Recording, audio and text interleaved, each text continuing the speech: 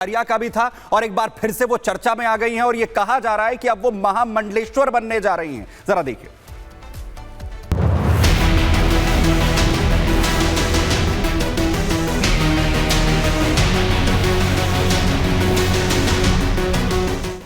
मैं बनूंगी या नहीं इसके बारे में अभी कुछ नहीं कर नहीं है, लेकिन अभी बनी नहीं हूँ।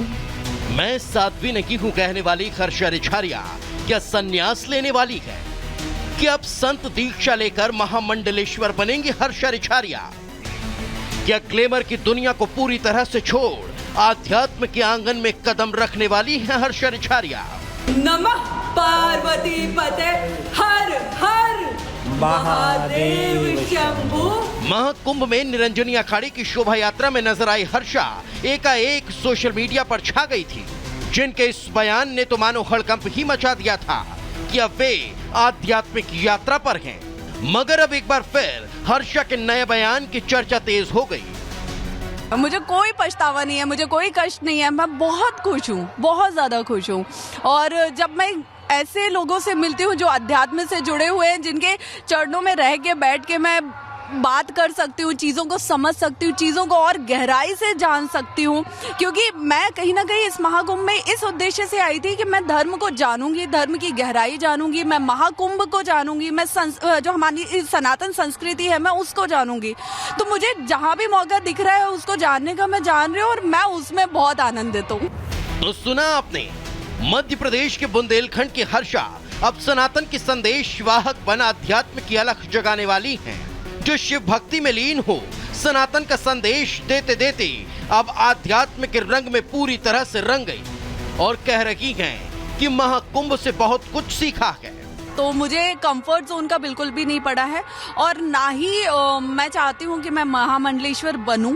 सीधी सी बात है, क्योंकि मुझे किसी बाउंड्री में रह के लोगों के बीच नहीं जाना है, मुझे लोगों से जुड़ के लोगों के बीच रह के काम करना है। जैसा मैं बार बार बोल रही हूँ कि मुझे धर्म से जुड़ के धर्म के लिए काम करना है। मुझे महाकुंभ की दिव्यता, भव्यता और व्यवस्थाओं से हर्षा बेहद खुश नजर आ रही हैं, जो सीएम योगी की भी जमकर तारीफ करती दिखाई दी। जो भीड़ आ रही है ना प्रयागराज के अंदर, वो करोड़ों की संख्या में है। यहाँ पे जो व्यवस्थाएं हैं, जो लोग हैं व्यवस्था में, वो हजारों लाखों की संख्या में हैं। अब लाखों की संख्या में जो लोग हैं वो करोड़ों की संख्या को नहीं संभाल सकते। तो उसमें क्या सामंजस्य होना चाहिए कि हम जो आ रहे हैं ना, हम जैसे श्रद्धालु, हमें भी कहीं ना कहीं उस व्यवस्था में सहयोग देना होगा। अगर हम जैसे लोग बैरिकेड्स तोड़ेंगे, कहीं भी पुलिस को मारेंगे, गाड़ियां तोड़ेंगे, तो प्रशासन, शासन किस हद तक व्यवस्था बना के रखेगा और कैसे बना के रखेगा जब हम खुद ही सहयोग करने को तैयार नहीं है। जिस दौर में युवा भटक कर ग्लैमर को गले लगा रखे हैं, माथे पर तिलक और हाथ में कलावे से मोह छुड़ा रखे हैं, उस दौर में क्या हर्षा सनातन की रक्षा के लिए संन्यास ले रही है? क्या महामंडलेश्वर बनने जा रही हैं हर्षा रिछारिया? जब धर्म से जुड़ने की बात आएगी तो मैं कहीं ना कहीं एक अबोध बालक हूँ। तो आज मैं महाकुंभ में रह के ना बहुत अच्छे से चीजों को जान पा रही हूँ। मुझे लगता है कि ये मेरी जिंदगी का बहुत सौभाग्यशाली मौका है, अवसर है, जो मुझे दोबारा कभी नहीं मिल पाएगा। अब इस पे कोई दो राय नहीं कि सबसे बड़े आध्यात्मिक आयोजन में पहुंचते ही सुर्खियां बटोरने वाली हर्षा बेहद खुश हैं, जिन्हें अपने सनातनी अवतार ने सफलता के 7वें आसमान पर पहुंचा दिया। Bureau report, Republic Bharat. वहीं महाकुंभ में पहुंचे आईटी बाबा अब सनातन बोर्ड की वकालत करते हुए नजर आ रहे हैं। उनकी ओर से ये कहना है कि पूरा विश्व सनातनी बनेगा। सुनिए।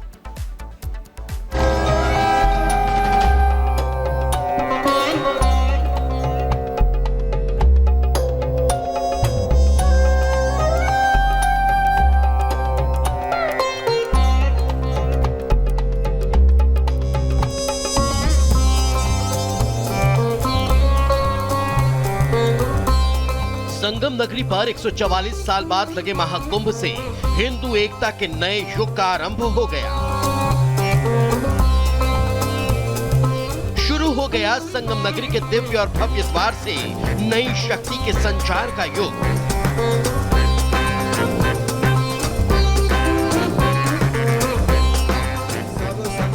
जब गंगा जमुना की रेती पर हिंदू एकीकरण का सबसे बड़ा मंथन हुआ तो आध्यात्म का अमृत निकलने लगा।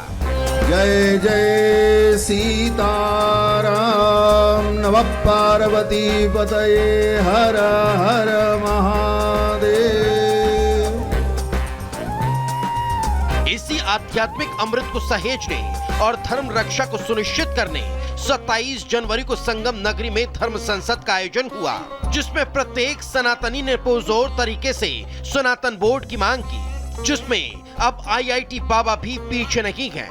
उन्होंने भी सनातन बोर्ड का समर्थन करते हुए इसके लिए उठने वाली मांग में अपने स्वर मिला दिए, जिसमें धर्म संसद के दौरान सनातनी रक्षकों ने हुंकार भर सनातन बोर्ड की दरकार की थी, जिसके जरिए सनातन बोर्ड बनाने पर जोर, कृष्ण जन्मभूमि में भव्य मंदिर निर्माण, मंदिरों में पूजा प्रसाद की व्यवस्था, सरकारी नियंत्रण में मंदिरों की मुक्ति, बड़े मंदिरों में बने गुरुकुल गौशाला, धर्मांतरण पर रोक के लिए काम, सनातन विरोधी फिल्मों पर रोक आदि को लेकर चर्चा की, जिसका समर्थन करने के साथ साथ IIT बाबा ने अब पूरे विश्व को सनातन विश्व बनाने की वकालत कर दी है।